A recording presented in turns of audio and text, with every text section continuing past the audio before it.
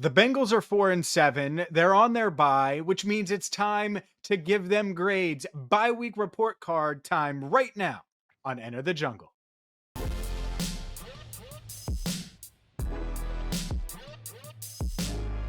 Hi again, everyone, and welcome in to Enter the Jungle. I'm James Rapien. He is Andrew Fox Miller. Make sure you check us out every single Tuesday at 8 Eastern on the YouTube channel Cincinnati Bengals Talk weekly on the FanDuel Sports Network. And also check us out and check out our sponsor, Garage Beer, because, well, let's be honest, you needed a lot of garage beer on Sunday night when the Bengals fell to 4-7 on the season. And Andrew, we are going to take a broad scope, a broad picture at the 2024 Cincinnati Bengals because they're 4-7. They have underachieved at a very impossible to believe level, considering what their stars have done this year.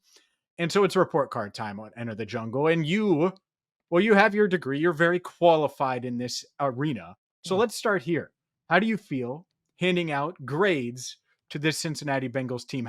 Does the teacher feel in you right now? I bet you're excited. I mean, first of all, James, I'm confused. I thought I was coming to this prepared for mock drafts in 2025. But okay, that's fine. We can grade we can grade this team now. Yes, no, I'm qualified. I'm qualified. If there was a LinkedIn post to do grading on players for the Bengals, I would probably be one of 50 applicants, and I would at least get a second or third interview. Maybe I get the job. Maybe. I don't know. The competitor in me wants to argue with you that I would beat you out for that job, but I'm not going to do that. What I am going to do is get to these grades, and we're going to start with the head man, Zac Taylor. Zac Taylor and the Bengals are 4-7. Plenty of people are frustrated with Zachary Taylor. I certainly have my thoughts and my grade, but I'm going to let you do the honors here. Oh. Our first grade the head man, head coach Zac Taylor, and we'll see how soft you are as a grader, Mr. Teacher. Oh, man. Okay, you're just going to put me on the spot with Zac right out the gate. Look, I know there's a lot of voices out there right now that want Zac gone. You hear it. It's unavoidable. It's normal. It's a normal, natural reaction when your football team is failing. And I think I think that Zac deserves that blame that he's getting, sure. But it's obviously not just Zac, right? Do I wish this team had more aggressive play calling at the right time? Yes. I think Zac's learning that, maybe unfortunately kind of easing into that. And, what is it?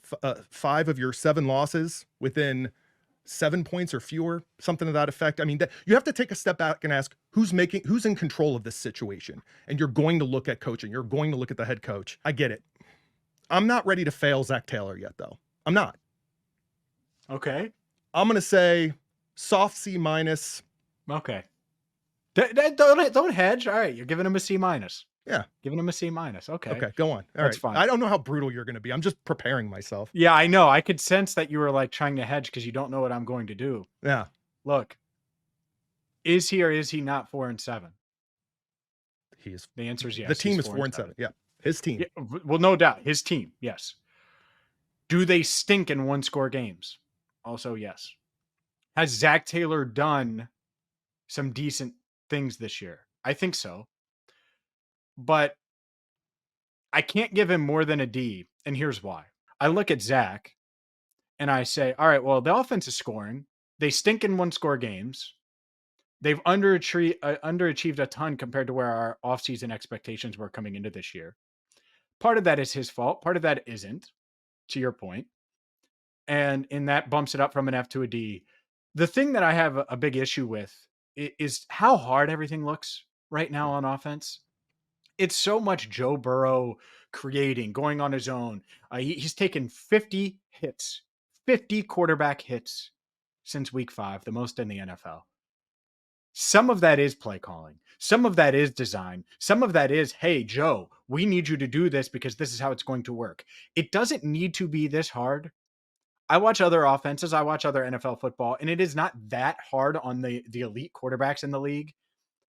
And they make it really, really hard on Joe. And so I'm taking that into account too, because if you just look at the numbers on the offense and you look at Zac in one-score game, like I could easily see why people would have him at a C. I can't do it. It's at a D and it's trending down. And what's unique about it, Andrew, is when I get to these other two in Joe Burrow and Jamar Chase, and we're going to get to the front office and the defense and so many others. But when I get to Joe Burrow and Jamar Chase and a grade for them, and I'm just going to grade them together. Oh. Well, it's because it's the same grade. Oh. It's the Andrew and James never got this GPA level in high school and certainly not in college. I mean, they have 5.0s right now. It's like an A plus plus plus. Okay. I don't know how they got so much extra credit, but you have a guy in Joe Burrow who is the best quarterback in football. Can't convince me otherwise. No one is asked to do more than he is. Nobody. I'm not sure anyone's been asked to do more than he has. I can't even remember the last time. I'm not sure. This might be like NFL history level stuff. And that includes Brady. That includes Manning. And it probably is Peyton Manning, early Indy, when they were really reliant on him. But they asked Joe to do so much. And so for him to put up the numbers he's putting up, combined with the responsibilities he has, A plus plus plus plus for Joe. And Jamar Chase is the baddest receiver on the planet, man. That dude is just a problem. And he did it against the Chargers defense that was so excited to try to shut him down. And you know what Derwin James told him? Hey, man, you're the best in the world. And he is the best in the world. He's the best receiver in the NFL. So both of these guys get A pluses for their performance through 11 games. Okay. All right. These two are very easy to grade. I am not going to grade Joe Burrow about how much we ask him to do. I'm not going to look at a student and go, you play so many extracurriculars, you deserve an A plus plus. No, stop with that, first of all. Second of all, yes, A plus Joe Burrow, A plus plus Jamar Chase. Why? Joe Burrow should get A plus. Absolutely. Do I wish with the game on the line he was as spectacular as he is in every other facet of the game? Yes. So that's why he doesn't get an A plus plus, but we're splitting hairs here. Jamar Chase, A plus plus. And yes, Derwin James, best in the world. What else is there to say? He said it. That's it. Oh, you want me to? You want to do this? All right, we will. No, do this. we've run out of time. We will do this. Sure, we've run out of time on this segment. We cannot talk about this any longer. No, you're definitely not going to get this shot at Joe Burrow. A shot at him. It's not a shot. It is, because he is good in the clutch, and it's the dumbest thing ever to pretend that he's not. I'm not saying he's bad at it. I'm not saying he's getting an F for being in the clutch. I'm just saying A plus. A plus. Just no Joe extra has credit. Been the best quarterback on the planet this year. Period. A plus. I don't even A plus, including when the game's on the line. I'm saying A plus. I don't know if you're on a different like grading curve in LA. They're asking if him. It's an they're F to you. asking him. Listen, they're asking him to do more, and it isn't extra credit. It's doing more to get the necessary grade on the report card, to get the necessary win. Mm-hmm. That's it. This isn't extracurriculars. This isn't basketball after school. It's taking another exam mid-exam while you're also on camera doing another exam, while you're also under pressure because the Bengals interior offensive line, we will get to the offensive line because it's report card time on Enter the Jungle. We will do the offensive line, but we got to get to the defense. Lou Anarumo, the Bengals front office. We'll get to both of those coming up next. It's report card time here on Enter the Jungle. Make sure you catch us every single Tuesday at 8 Eastern right here on the YouTube channel, Cincinnati Bengals Talk. And Andrew Fox Miller was afraid to fail Zach Taylor or give him a D. And so we'll see what he does here with Lou Anarumo. I love how it's turned into you being a soft grader already. It's pretty par for the course, I would say, Andrew. But Lou Anarumo, before we get to the front office, let's get to the Bengals defensive coordinator. I'll be honest, I'm just going to give you my grade just to get ahead of it. I don't know how it isn't an F for what this defense has looked like this year, for the regression of multiple players. Where are you at in your grade for Lou? No child left behind. No coach left behind here. I'm doing D minus, and I'm going to stand by that. And the reason why is because it's because as much of an epic collapse as this defense has shown, look at that second half defense in this last game. I know it's recency bias, but in this past game against the Chargers, what that second half defense, it felt like a miracle compared to the first half. And I guess my point is that if to allow 24 points in the first half and then hold them essentially to a field goal well into the fourth quarter, and then of course Dobbins touchdown at the end to seal it. I get it. Look, if this was a midterm report card, truly, I'd be like, you are failing, sure, but I'm not failing you out of this. There's a chance to I see a D minus potential from Louis Anarumo. Sure, he can get there, and this defense can get there, and it's not all Lou's fault. Right. It's not Lou's fault that Geno Stone has just been awful, or that this secondary hasn't complete. Like it's, I don't think it's all of his fault. Right. At the same time, Cam Taylor-Britt much worse this year. Right.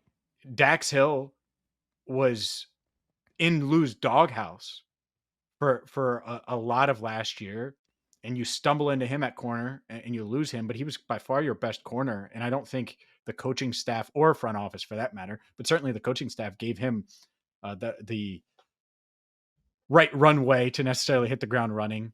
They're just awful in so many spots. And part of that I do think is coaching. And so Summer yeah, school, you can Lou. say He'll summer school. I mean, He's not getting held back, but maybe summer school. That's all I'm saying. Nah, he might have to retake the class. He's got 6 weeks to figure it out. But Yeah. to me, I was thinking that this would be a top 18 defense, probably, right? Like about league average. They're not close. And you're right. They were better in the second half on Sunday night against the Chargers. You know what else they did? They give up a 4-play, 84-yard drive with the game on the line that included 3 first downs and then the 29-yard touchdown to J.K. Dobbins. Like, so that's 4 plays, 4 chunk plays, 84 yards. Can't happen. And I get it. They lost DJ Turner and he's out for the year, and I get it. But that's why I gave Lou the grade I did. I'm also going to be really hard on the front office here. And getting to the front office grade, I don't know how you don't fail them as well. And it's for a few reasons. And it's not like I don't like some of their moves, but they get an F from me. And it's not because they drafted Amarius Mims like him, like Chris Jenkins. Didn't really get the Jermaine Burton pick because of the risk, and we'll see there. I think that's a larger conversation we can have on the channel another time. But when you have a Calais Campbell that's out there, a Xavier Howard that's out there, you've been pounding the drum for cornerback for months. That's right. And now they're as thin at cornerback as they've ever been. I've mentioned Calais Campbell how many times? And he would have been an easy boost. He would have given an easy boost to this defensive front. Just obvious options. And they didn't go out. They weren't aggressive there. That has as much to do, when I say front office, with ownership and their lack of aggressiveness as much as anything. So I think the deficiencies we saw this offseason that we were worried about have been brought to the forefront. The coaches, we've graded Zach and Lou, haven't been able to hide them. They are not elite coaches. They may be good coaches. Lou, I think, is a good defensive coordinator. The mad scientist stuff doesn't feel great right now. And I think Zach Taylor is more of an average head coach, not an elite head coach. And so when you have the misses from the front office and lack of aggressiveness, and you combine it with that, you get a 4-7 team, even with Joe and Jamar being superhuman. So I'm going to fail the front office as well.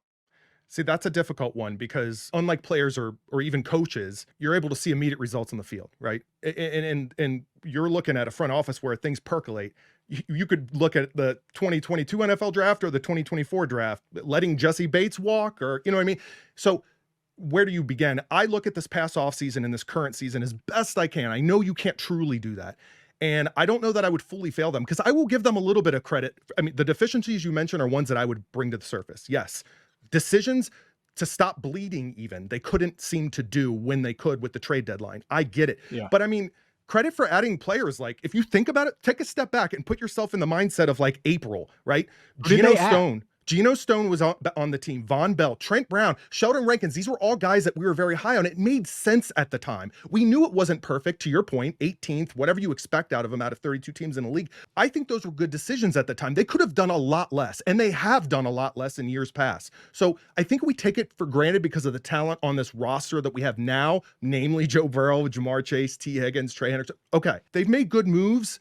Not good enough. When the time is needed and dire and crisis management, whatever you want to call it, they haven't stepped up. I'm willing to say D+.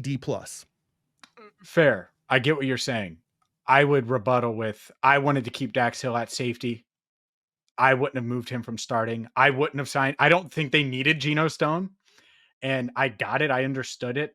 I didn't think that. And there is video of me from back then saying that they don't need to be super aggressive addressing safety in free agency. The Calais Campbell addition gives you some insurance for Sheldon Rankins, who has had an injury history, is 30 years old. And choosing Rankins over DJ Reader was always questionable. I understood it because they wanted some more juice, but my goodness, was that questionable. And that was clearly the wrong decision. So it's tough. I get what you're saying, though. Hindsight is always 2020.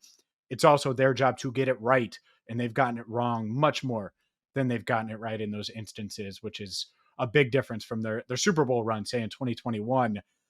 We have more grades to give out, though, because there's an offensive line that we need to get to, and there's a kicker that we have to get to. Our Enter the Jungle report card continues coming up next.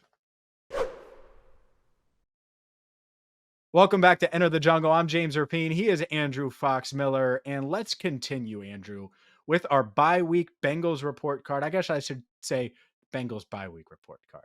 And we will do that. Look at me just splitting hairs here. I know you love that. We will do that with the Bengals offensive front, with this offensive line. And I want to see how critical you're going to be of the guys that are asked to pass protect a lot. They're asked to do a lot from a pass protection standpoint, which is a really tough job. Joe Burrow's dropped back a ton this year. He's obviously taken a ton of hits as well. How do you feel about Frank Pollock's group? I mean, if we're working off recent games, it's going to be a lot lower. But you also don't have Orlando Brown Jr. You know, you've also got Amarius Mims, who's playing very, very well, but wasn't going to have to be thrust into the role that he's thrust into. But here we are. As far as what Joe Burrow needs, they're average at best. So I'm going to give them a C minus. It's a really tough one. It's a really tough one because they can have really, really promising good weeks. And then like this last game, it just felt like, I don't even know. It just felt like they were very unprepared for that defensive front they were facing. Yeah, I get that. I think C minus to D plus. I think Orlando Brown Jr. was pushing for an all pro type year before he got hurt. I thought he was playing awesome, his best football. I think Amarius Mims has shown flashes. I also think that Alex Kappa and Cordell Volson have taken significant steps back or laterally. And doing that, they might have stepped on one of their teammates. Cordell known for that. And so, yeah, the interior has been rough, specifically at the guard position, something we talked about pre-draft. Like, oh man, maybe a late day 2, early day 3 guard. They didn't go that route. And I think you're seeing that that's going to be an offseason topic, a significant one. So I think they're slightly below average, and that's with them being the best pass protecting unit when Orlando's out there that they've had for Joe. So like both things can be true, but they're still not great. They're still not a B. They're still not a B plus. And so that's there. We have one more grade to give out, and it's Evan McPherson. I don't know how you don't give him an F, but I'm going to give him an F, especially after the 2 missed kicks on Sunday night. What about you? I'm okay with an F. I'm okay. I'm open to the F here. D minus, I was kind of feeling, but you could almost say nothing and I'd be swayed to an F. I'm really teetering on that one. It's tough, man. Well, I'm going to say something. What would we have said last week? I know it doesn't matter, but what would we have said prior? I was high on that. Hey, that's welcome to life as a kicker. I understand, but what would it have been? I'm just curious. Probably a D. Okay. I'm just wondering. Or a C minus. I have no point to make. I'm just wondering where your head's at with it. Yeah, like he probably had like a 78 overall, and now he's down to a 68, and that's failing where I'm from. I don't know about you. And it might be less than a 68 though, because those are game-winning potential game-winning kicks. Anyways, I have a new nickname for Evan McPherson that I have to run by you. Okay. Because we can't call him Money Mac anymore, at least not right now. I'll do that coming up next. Evan McPherson, certainly struggling right now. Welcome back to Enter the Jungle. I'm James Rapien. He's Andrew Fox Miller. Andrew, I have a new nickname for Evan Money Mac McPherson. And of course, I think some of our viewers forget that Money Mac started here. With me, I'm not super creative, but I found a way to make that nickname work. And I think that this nickname fits, especially with those 2 missed kicks against the Chargers. He's Clearance Rack Mac. That's it. Okay. Clearance Rack Mac. Instead of Evan Money Mac McPherson, it's Evan Clearance Rack Mac McPherson. I mean, I don't have a suitable one to challenge that. I do find it interesting that you were basically losing your Money Mac nickname and you can't let that go. Like, I can't lose that. I'm gonna have to replace it. I gotta fight hard because the nickname for Evan McPherson, like, you've cornered the market. I was saying during the game, tweeted it or something. It was Evan McPherson, and then by the end of the game, that was too generous, so I lost that immediately. Clearance rack Mac is such a shot, and I get it. And I like Evan personally, and I hope he is able to rebound. But man, is it tough right now. And so I think that that's a fair one to give him. We'll see if he can rebound. We'll see if the Bengals can somehow, some way, scratch and claw their way back into this. But at 4-7, it is not looking good. Catch us every single Tuesday at 8 Eastern. For Andrew Fox Miller, I'm James Rapien. Andrew's the soft grader. I was the tough one. Clearance rack Mac. That's the big takeaway. Thank you so much for watching. Enter the jungle. Yay! So what you, Chad? Hype, pump up. I might be able to be wide receiver 3, bro. I will grade you. It's fine. You can grade me. I'm like half kidding.